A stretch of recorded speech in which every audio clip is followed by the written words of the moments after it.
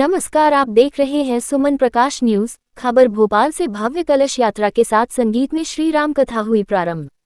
26 जून को राजधानी भोपाल के बैरसिया रोड स्थित श्री रेवा मैरिज गार्डन लामाखेड़ा में भव्य कलश यात्रा के साथ संगीत में श्री राम कथा का शुभारंभ हो गया है। इस धार्मिक आयोजन को सूरज सिंह प्रजापति और मुकेश ठाकुर के वासुदेव गौरक्षा सेवा समिति भोपाल द्वारा आयोजित किया जा रहा है। कलश यात्रा रेवा मैरिज गार्डन से शुरू होकर मुख्य मार्गों से होते हुए लामाखेड़ा चौराहा पहुंची और फिर वापस रेवा मैरिज गार्डन पर समाप्त हुई। इस यात्रा में बड़ी संख्या में श्रद्धालुओं, माताओं और बहनों ने भाग लिया और भक्तिमय वातावरण का आनंद उठाया। ये संगीतमय श्री राम कथा आज 26 जून से शुरू होकर 4 जुलाई तक प्रतिदिन दोपहर 2 बजे से शाम 6 बजे तक चलेगी। कथा का वर्णन ग्वालियर से पधारे पंडित श्री राघवेंद्र शास्त्री जी महाराज जी द्वारा अपने मुखारविंद से करेंगे। कथा के समापन और पूर्णाहुति के अवसर पर 5 जुलाई को महाप्रसादी वितरण और विशाल भंडारे का आयोजन किया जाएगा। कथा स्थल रेवा गार्डन ब्रिज के पास लामाखेड़ा बैरसिया रोड भोपाल है।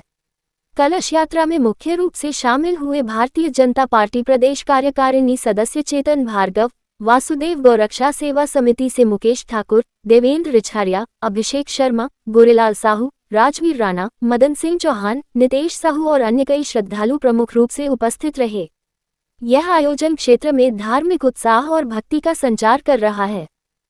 जी, आज भगवान श्री राम कथा का भव्य आयोजन किया जा रहा है। ये 9 दिवसीय कथा है, तो इसमें 9 दिवसीय में किस तरह क्या क्या लीला है, क्या क्या वर्णन किया जाएगा?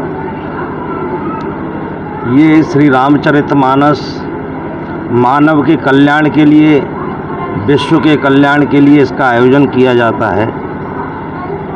और शास्त्रों में ऐसी मान्यता है कि जिस जगह, जिस स्थान पर श्री राम कथा हो जाती है वह स्थान स्वर्ग बन जाता है और इसका प्रभाव जन जन पर और प्रकृति पर भी पूर्ण तरह से पड़ता है। और आज 26 तारीख से श्री राम कथा प्रारंभ होने जा रही है। आज कथा का महात्म्य सुनाया जाएगा।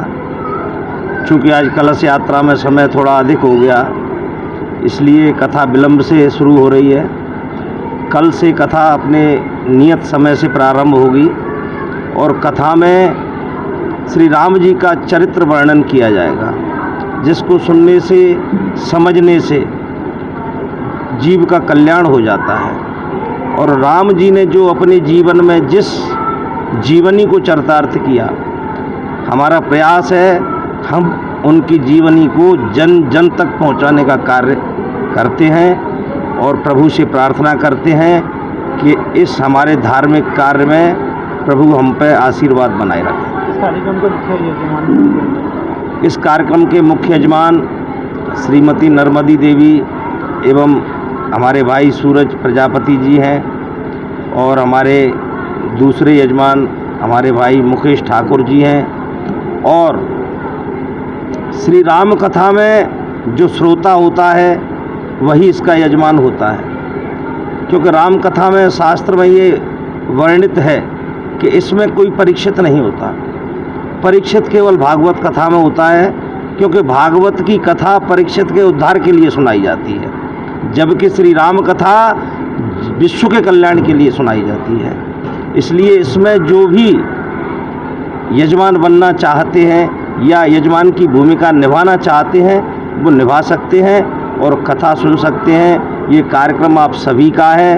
हमारे भाई सूरज जी ने इस कार्यक्रम का आयोजन आपके कल्याण के लिए किया है और आप सभी लोग इसमें भागीदार हैं। सभी का कार्यक्रम है। देश विदेश में गौ सेवा के लिए क्या कहना चाहिए? देखिए, गौ हत्या हमारे देश के लिए एक अभिशाप है। जब हमारा सनातन धर्म जहाँ से प्रारंभ हुआ, शास्त्रों में ऐसा लेख आता है कि गौ माता के पुकारने पर ही भगवान ने अपना अवतार इस धराधाम पर लिया था। आज बड़े दुख के साथ और दुर्भाग्यपूर्ण स्थिति में मुझे कहना पड़ रहा है कि जो गाय हमारी माँ है, जो राष्ट्र की माँ है, उस गाय को दर दर ठोकर खाने के लिए मजबूर होना पड़ रहा है। और आज इस कलिकाल में गाय, ब्राह्मण और साधुओं पर आपातकालीन समय चल रहा है। इसलिए मैं आप सभी से प्रार्थना करूंगा कि यदि गाय को सुरक्षित करना है तो हम सभी को कदम उठाने पड़ेंगे, हम सभी को सेवा में आगे आना पड़ेगा, क्योंकि गाय हमारी माँ है और गाय में 33 कोटि देवता विराजमान होते हैं। गाय सर्वत्र पूजनीय है।